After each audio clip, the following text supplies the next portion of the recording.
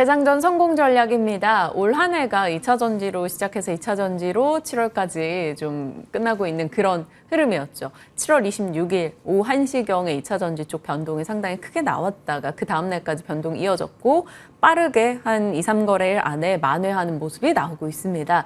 2차 전지에 대해서 얘기하다 보면 항상 이분을 많이들 찾으십니다. 하이투자증권의 이창환 부장 모셨습니다. 어서 오세요. 네, 안녕하세요. 네. 사실 저는 지난주에 2차 전지 시세 보다가 약간 몸살할 것 같았어요. 너무 막 힘든 거예요. 막 급등락이 나오니까. 그런 생각 가지신 분들 많으셨을 것 같은데 부장님은 그 변동을 보면서 어떤 시각으로 보고 계셨어요? 그러니까 힘든 이유는 내가 이제 그 최고점에 그 수익률을 찍힌 그걸 숫자를 봤을 텐데 그게 이틀 만에 확 줄어드니까 그쵸. 뭔가 그 상실감이 들고 뭐 이랬을 텐데 저는 그날 급등을 했는데 이제 신규로 이제 계좌를 뜨시고 현금으로 넣으신 분들이 좀 많이 최근에 있으셨거든요. 그래서 주식을 살 수가 없는 거예요. 그렇게 그 에코프로 비행 같은 경우는 뭐 26% 이렇게 올라가 버리니까 그래서 상당히 고민이 많았는데 최근에 조정이 좀 들어와서 새로 오신 분들도 좀이라도 살 수 있는 그 기회가 됐다라고 생각을 하고요. 네. 뭐 그렇게 고점 찍고 빠진 게 없었던 일이 아니고 그리고 신고가를 찍을 때만 한 번씩 그런 움직임이 있었는데. 그렇게 빠졌던 이유는 저는 개인적으로는 그 7월 26일과 7월 27일 이틀간의 투신에서 코스닥 150 선물을 대거 매도를 했습니다. 이제 7월 26일과 27일 이틀간 이제 양일과 2천억 이상 매도해서 총 5,440억을 코스닥 150 선물을 매도를 했고요.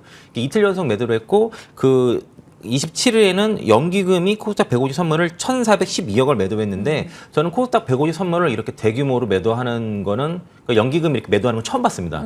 이례적인 수급이고요. 이거는 그러니까 일반적이지 않는 수급이 있었던 거죠. 그런데 이제 이런 외국인들과 연기금의 특히 이제 그 기관들의 그 코스닥 150 선물 매도를 외국인들이 그대로 다 매수해가지고 다 물량을 받아냈고요. 네. 27일 날 종가로는 코스닥 150 선물 쫙 밀어 올렸습니다. 위로 쫙. 그래서 그걸 보고선 3거래일째는 이게 이제 예를 들면 여기 혹시 무차익 공매도도 있을 수도 있고 아닐 수도 있겠지만 그리고 외국인 선물 포지션상 추가적으로 선물 매도를 할 수 없겠다. 없을 가능성이 상당히 높다. 그러면은 그날 그 3일째 그 하락이 있는 그 시가는 저점이다라고 판단했고요. 그리고 환매수가 무조건 들어온다고 판단해서 그날은 그러면 에코프로라든가 에코프로 BM 종가 고가라고 전날 밤에 작전을 짜고 계획을 잡고선 시가 받아라. 그런데 원래는 시가로 충분히 받을 수 있었는데 그날 이제 일본에서 BOJ에서 뭐 YCC 상향 요 얘기가 12시에 있어가지고 네. 그래서 일단 시가 받고 12시 이후에 추가하자 요 전략이었는데 뭐 별 얘기 없어가지고 그냥 가버려서 일단 시가 정도에서 물량을 초반에 사는 정도로 해서 그 고객들한테 코멘트 드린 거를 그렇게 실행하신 분도 계시고 아니신 분도 계시고 해서 뭐 그날 사셨으면 에코프로 한 95만 원 이렇게 94, 5만 원 그 정도 시가로 잡으셨을 수도 있습니다. 뭐 그런 상황이고요. 8월 말까지 에코프로라고 하셨던 것을 시청자분들이 많이 기억하고 계세요. 그거 유지되시는 거예요? 그렇죠. 그게 이제 그 8월 11일에 MSCI 편입에 대한 기대감이 있으니까 이게 보통 한 4조 5천억당 한 1,000억 정도 수급이 하니까 뭐 한 9천억에서 1조 정도 예상하고 뭐 그 이상도 얘기를 하는데 뭐 한 1조 정도 수급이 들어온다고 하면 지금 실제로 그것 때문에 지금 에코프로는 휴스케이지가 계속 발생을 하고 있고 공매도 잔고가 급감을 하고 있습니다 현재. 네. 그리고 에코프로 BM은 아직 좀 그렇게 많이 안 줄어들고 있고 그거 수급과 이벤트가 없는 포스코홀딩스 쪽에 이제 공매도가 급증하는 모습인데 이게 이제 에코프로 그룹주에서 포스코 그룹주로 이제 공매도 전쟁이 이제 확전이 되는 그런 양상을 보이고 있고요. 만약에 이제 지금 2차 전지 핵심 주도주는 에코프로가 최고 대장주인 건 확실하고 그다음에 이제 포스코홀딩스를 제2 에코프로로 보고선 매수하는 개인 투자들이 상당히 많다. 거의 3조 이상 매수했다는 그 뉴스가 있었고요. 비중이 이미 충분하신 분들은 잘 그냥 또 끌고 가시고 지난번처럼 이틀 연속 이렇게 급락을 했을 경우에는 그럴 때는 비중 확대 관점인데 워낙 이제 수익적 여유가 있으니까 예를 들면 예를 들면 에코프로가 100주 있다 그러면은 5주, 10주 사는 건 한두 주 사는 건 상관없지 않습니까? 근데 신규로 보신 분들은 지난번에도 제가 편하게 담을 수 있는 구간은 아니고 좀 기다리라고 말씀드렸어요. 네, 신규는 맞아요. 기다리라고 말씀드렸고요. 그래서 지금부터는 이제 예를 들면 제가 포스코홀딩스를 10주를 사겠다고 하면은 한 주, 2주 사고 한 2주 사고 또 늘리면 또 사고 이런 식으로 지금은 이제 자기가 살 금액의 한 5번 분할 정도는 전략? 네. 5번 정도는 분할을 매수할 생각으로 내가 사서 물릴 생각으로 이렇게 분할로 해서 접근해야 될 것 같고요.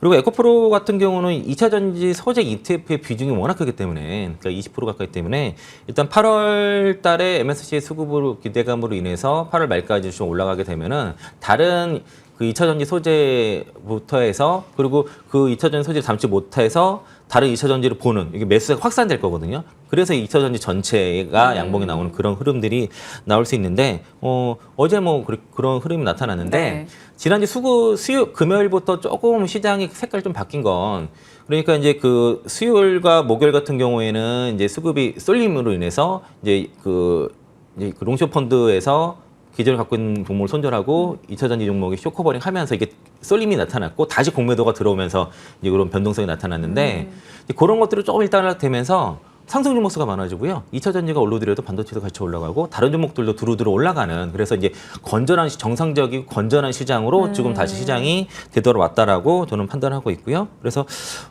결론적으로는 에코프로는 8월 11일 MSCI 편입 기대감을 갖고 8월 말까지는 여전히 에코프로의 시간은 지속이 된다라고 말씀드리겠고요.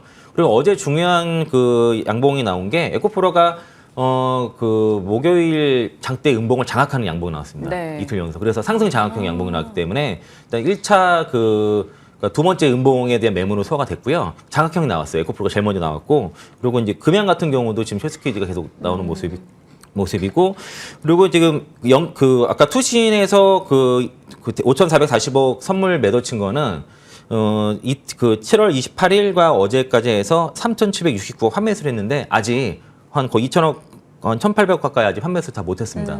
판매수와 물량이 있고요. 연기금은 하나도 매도를 지금 판매수를 못했어요. 그래서 연기금이 그 코스닥 150 선물 매도 친 거는 이거 손실 불가피할 것으로 보이고요.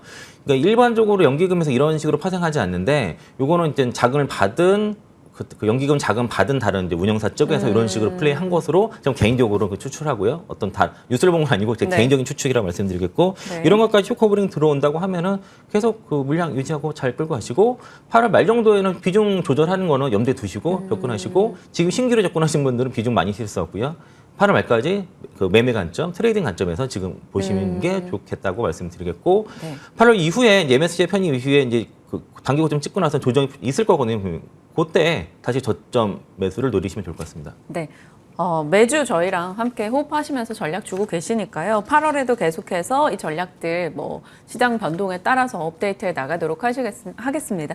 그 내용들 지난주부터 좀 같은 맥락의 의견들 주고 계시니까요. 참고하시고요. 신규 매수자분들 뭐 공격적인 대응보다는 트레이딩 관점으로 움직이실 분들 관심을 가져보시고 길게 끌고 가시는 분들이야 그에 맞춤한 전략은 따로 있겠죠. 자, 계속 말씀 주셨던 내용이고 이제 종목으로 조금 더 세세하게 몇몇 가보겠습니다. 어제 SK이노베이션이 굉장히 좋은 시세를 보여줬습니다. 5월 30일 공략주예요. SK이노베이션.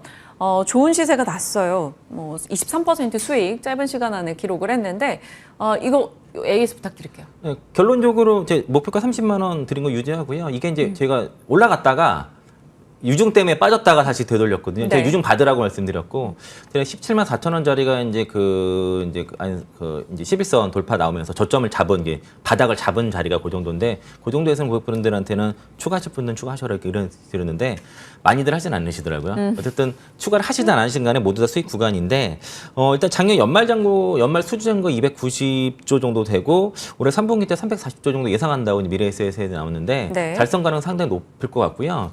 지금 그 배터리 3사 수주 잔고가 3분기 때 한 1,100조 정도 예상을 하고 있는데 LG 엔솔이 한 600조 얘기 나왔는데 일단 제가 파악한 정보로는 LG 엔솔은 600조 넘을 거 확실할 것 같습니다. 일단은 구체적인 수치를 말씀드리긴 좀 어렵지만은 뭐 대형 전지 쪽에 하반기 쪽에 지금 대규모 수주가 나온 것으로 지금 확인이 지금 되고 있어서 그래서 이제 거기 원통형 배터리는 이제 그 소형 배터리를 얘기하는데 이제 그런 부터 해서 LG 엔솔이 수주가 이 정도면은 그 SK이노도 충분히 그 340조 이상의 수주 잔고 달성이 가능할 것 같고요. 그리고 이제 확실히 그 3세대 디스태킹 요거 그 기술을 도입하면서 수율이 확연히 올라가서 네. 좀 그 흑자 전환, SK온쪽 흑자 전환이 좀 연기된 거는 아쉽지만은 이제는 3분기 때는 충분히 흑자 가능성이 상당히 높다라고 좀 판단하고 있고 또 유가가 어제 81달러 돌파했거든요. 맞아요. 그래서 정유 부분에 대한 그 실적도 확연히 회복되는 게 확연히 보여서 그러니까 정유 부분 좋아지고 그리고 SK온 쪽의 수익성이 개선되는 게 SK 이노베이션 입장에서 가장 좋은 그림이 지금 나타나는 구간에서 어제 급등세가 나타났고요. 그리고 지난주 금요일 날 이제 제가 그 타 방송에서는 18만 원짜리가 딱 그 매수하기 딱 좋은 자리를 말씀드렸는데 거기가 딱 지지하고선 급등세가 나타나서 끌고 가시는 전략 말씀드렸고요. 매수 관점에서는 좀 저점점 올라왔기 때문에 좀 조정 한 19만 원 이하 정도에서 조정 나오면은 거기서는 매수 관점이고 지금은 뭐 비중 줄일 거 없이 그냥 끌고 가시고 아마 그 신고가 라인이 아마 30만 원대 요 정도 될 건데 거기까지는 충분히 볼 수 있다라고 저는 개인적으로 의견 드리겠습니다. 네, 알겠습니다. 30만 원까지 보유자분들을 홀딩해 보자. 신규 매수자 관점에서는 20만 원 아랫단에 내려올 경우 또 관심을 가져보자라고 의견을 주셨어요. 부장님 혹시 금양에 대한 의견도 가능할까요? 금양에 대해서 또 많은 분들이 궁금해하시기도 하고 또 어제 시간 외에서 또 화재 소식도 있었던 걸로 기억해요. 뭐 주가에는 별 영향이 안 줄 것 같고요. 금양의 그 투자 포인트는 어쨌든 그 원터링 배터리, 그 일치고 원터링 배터리 개발과 그리고 이제 몽골과 이제 그 콩고 민주공화국에서의 리튬 사업의 이제 지속 그 실제 여부 요게 중요한 것 같고요. 네. 이제 금양 같은 경우도 지금 MSCI 편입 이슈가 있거든요. 근데 확률상은 안 될 가능성이 높습니다. 네. 이유가 급등 사유 때문에 그런 거고, 금양도 코스피 200이 편입 때문에 공매도가 집중적으로 들어왔다가 지금 2차 전지들 쇼스키 나이고 하면서 의외의 곳에서 쇼스키가 가장 먼저 발생했습니다. 그러니까 에코프로보다 금양이 먼저 발생했습니다. 네. 이게 먼저 뚫렸고요. 그리고 그거라든가 뭐 에코프로, HN 이런 것들이 이제 그 쇼스키지가 터지면서 이제 그 공매도 입장에서는 미처 생각하지 못한 곳에서 터졌는데 이게 지금 전형적으로 쇼스키 터지는 그런 종목이라고 볼 수 있겠고, 그 원통형 배터리라든가 그런 리튬 강산에서 향후 전망이 어떻게 될지는 저도 잘 모르겠지만은 일단 수급적으로 봤을 때는 8월 11일 이래서 많이 편입 안 된다 그러면은 그때는 조정이 나올 것 같아서 8월 10일까지는 좀 가져가 보고 거기서 좀 비중 조절이라든가 한번 차익실현 노리는 전략이 낫지 않을까라고 말씀드리겠고, 밸류에이션에 대해서는 제가 깊이 공부하지 못해가지고 말씀드리기 어려울 것 같습니다. 네, 깔끔하게 답변 주셨습니다. 자, 이제 다른 섹터로도 가보겠습니다. 네이버 일정 때문에 8월 24일에 생성형 AI 서비스 등장에 대한 기대감이 AI 쪽의 시세를 조금 주고 있습니다. 그리고 시장에서 워낙 AI 하드웨어 쪽 이렇게 다 돌다 보니까 소프트웨어 쪽 관심도 증가하고 있는데 연초에 뜨겁게 관심을 받았던 소프트웨어 쪽 추가 관심 가능할지 어떻게 보십니까? 그러니까 네이버 같은 종목이 올라갔다는 것 자체가 시장 자체가 상당히 건전해졌다라고 네. 좀 말씀드리겠고요. 그러니까 이제 2차 전지 투자자들만 수익 나는 게 아니라 그래도 이제 두루두루. 많이 이제 물렸던 분들도 이제 어쨌든 회복이 되고 수익이 나는 구조가 됐는데, 제가 아시는 분이 네이버를 갖고 계시다가 이제 에코프로 BM을 사셨는데 에코프로 BM이 100% 넘어가면서부터 네이버를 정리하시고 같이 그렇게 상기하셨다는 말씀을 하셨는데, 어제 이제 그 급등세가 좀 나타났죠. 지금 외국인 기관들이 연일쯤 매수세가 있고 한 달간 외국인이 84만 주, 기관이 77만 주를 순매수를 했고, 일단 2분기 실적 컨센서스 상회 전망이 일단 나왔고요. 영업이익이 3,684억 원 컨센이고 매출이 2조 4,300억 정도인데 이거를 각각 한 매출은 한 18%, 영업이익은 9% 이상 그 전년 동기 대비해서 증가할 거다라고 지금 전망이 나와서 이 실적에 대한 기대감이 있고, 8월 24일에 초거대 AI 모델 하이퍼클로바 X에 대한 공개 기대감이 있어서 요거 나오니까 뭐 AI 관련 뭐 알체라 오브젠 뭐 이런 것들 테마 종목들도 같이 어저께 좀 급등세가 나타난 것들이 특징이고, 그리고 이제 장 끝나고 나온 뉴스가 그 8월달에 사우디 네오십틴 수주 본계약이 뭐 유령하다 단독 기사가 하나 있었는데 네네네. 요거는 그렇게 그냥 기사가 있었다 정도로만 이해하지 이걸 기대하시는 건 무리가 있을 것 같고요. 그리고 8월달에 그 다섯 개 국내 이제 AI를 개발하는 개발사들이 뭐 KT, 네이버, LG, SKT, 카카오가 모두 8월달에 지금 공개한다고 해서 8월달에 여기에 대한 그런 테마라든가 모멘텀이 좀 생길 것 같아서 뭐 추가적인 상승 가능성이 있다고 보는데, 다만 이제 그 네이버 주가 움직임이랑 이게 그 수급을 잘 보면은 거의 기간 수급에 그대로 그냥 연동해서 움직이는 경우가 있기 때문에 언제든지 기관들이 팔면은 그대로 주가가 빠질 수 있어서 좀 굳이 이거 쫓아갈 필요는 없다고 생각이 들고요. 그러니까 이제 여기 수급에 속지 말았으면 좋겠고, 어쨌든 회사가 이제 실적을 계속 그래도 우상향하고 있습니다. 매년 하고 있는데 이 성장률 자체가 자꾸 둔화되기 때문에 이로 인한 밸류에이션 할인에 의해서 예전처럼 주가가 계속 이렇게 그냥 계속 급등하는 이런 추세적으로 올라가기보다는 어느 정도 한계는 있을 것 같습니다. 그래서 앞에 이제 매물대가 좀 대부분 두텁게 있는 종목이니까 이거를 쫓아가시기보다는 가지고 계신 분들은 추가 상승 시에는 계속 비중 줄여가면서 종목 교체 의견 드리도록 하겠습니다. 알겠습니다. 마음이 급해요. 듣고 싶은 건 많고 시간은 제약이 되고. 자, LS 가야 될 것 같아요. 에코프로 그룹주, 포스코 그룹주, LS 그룹주 이렇게 순서대로 계속 관심받는 영역이 확장되고 있습니다. LS 같은 경우 5월 2일 부장님의 종목이었는데 와, 이 종목이 이렇게까지 관심을 받는다고 할 만큼 정말 좋은 시세가 났어요. 70% 정도.